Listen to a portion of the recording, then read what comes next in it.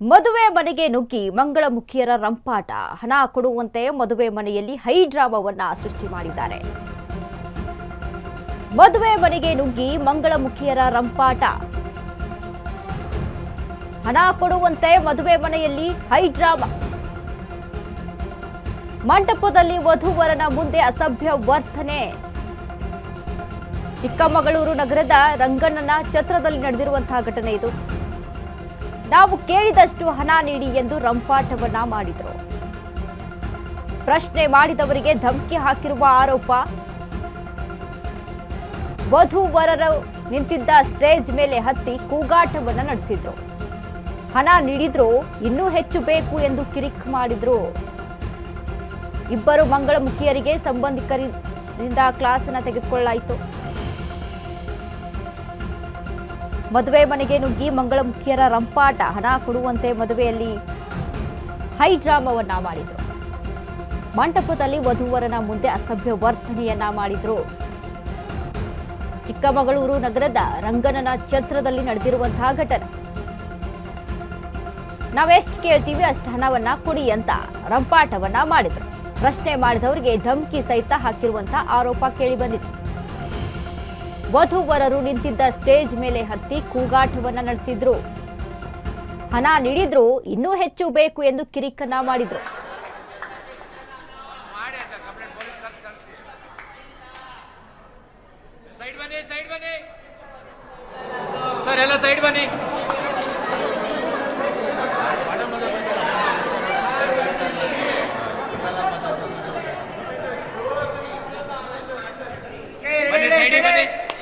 Sir ಎಲ್ಲ ಹಿಂದೆ ಹೋಗಿ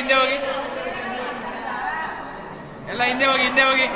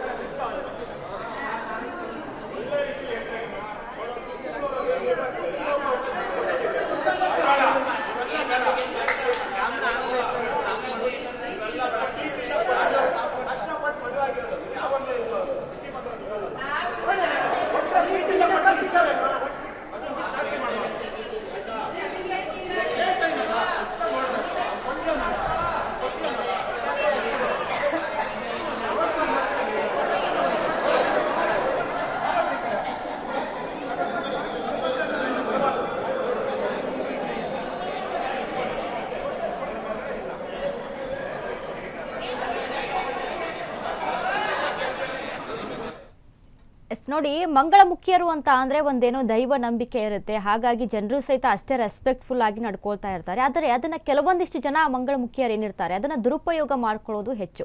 ಹೀಗಾಗಿ ಈಗ ನಾವು ಕೂಡ ಗಮನಿಸಿರ್ತೀವಿ, ಎಲ್ಲಾದ್ರೂ ಹೋಗ್ತಾ ಇದ್ವಿ ಹೊರಗಡೆ ಅಂತಂದಾಗ ಈ ಫುಟ್ಪಾತ್ಗಳಲ್ಲಿ ಎಲ್ಲ ಬಂದು ಅಡ್ಡ ಹಾಕಿ ದುಡ್ಡು ಕೇಳುವಂಥದ್ದು, ಸಾರ್ವಜನಿಕರಿಗೆ ತೊಂದರೆ ಕೊಡುವಂಥ ಕೆಲಸಗಳನ್ನ ಮಾಡಿದ್ರೆ ಅದ್ರ ಬಗ್ಗೆ ಅಲ್ಲಿ ಕಾನೂನು ಬಾಹಿರ ಕೆಲಸ ಆಗುತ್ತೆ. ಅದ್ರ ಬಗ್ಗೆ ನಾವು ಆಕ್ಷನ್ ಅನ್ನು ತೆಗೆದುಕೊಳ್ಬಹುದು ಒಂದು ಕಾನೂನಿನಲ್ಲಿ. ಆದರೆ ಈ ರೀತಿಯಾಗಿ ಮದುವೆ ಮಂಟಪಕ್ಕೆ ನುಗ್ಗಿ ಅಲ್ಲಿ ವಧುವರನ ಮುಂದೆ ನಿಂತ್ಕೊಂಡು ಅಸಭ್ಯವಾಗಿ ವರ್ತನೆ ಮಾಡುವಂಥದ್ದು, ಈ ರೀತಿಯಾಗಿ ಕೇಳಿದಷ್ಟು ಹಣ ಕೊಡ್ಲೇಬೇಕು, ಕೊಡ್ಲಿಲ್ಲ ಅಂತ ಅಂದಾಗ ಒಂದಿಷ್ಟು ಏನೋ ಅವರ ಮಾತುಗಳು ಶಾಪವನ್ನ ಹಾಕೋದು, ಏನಾದ್ರೂ ಕೆಟ್ಟದಾಗಿ ಮಾತನಾಡೋದು ಮಾಡ್ತಾರೆ. ಯಾಕಂದ್ರೆ ಒಂದು ನಂಬಿಕೆ ಇದೆ ಎಲ್ಲರಲ್ಲೂ ಸಹಿತ, ಒಂದು ಇವರಲ್ಲಿ ದೇವರನ್ನ ಕಾಣುವಂತ ಒಂದಿಷ್ಟು ನಂಬಿಕೆಗಳಿದಾವೆ. ಹೀಗಾಗಿ ಇವ್ರೇನಾದ್ರೂ ಆಡ್ಬಿಟ್ರೆ ಅದೆಲ್ಲಿಯಪ್ಪ ಆ ಒಂದು ಶಾಪ ನಮಗೆ ತಟ್ಟು ಬಿಡುತ್ತೆ ಅಂತ ಅನ್ನುವಂಥ ಭಯ ಜನರಿಗೆ ಹೆಚ್ಚಾಗಿ ಕಾಡ್ತಾ ಇರುತ್ತೆ.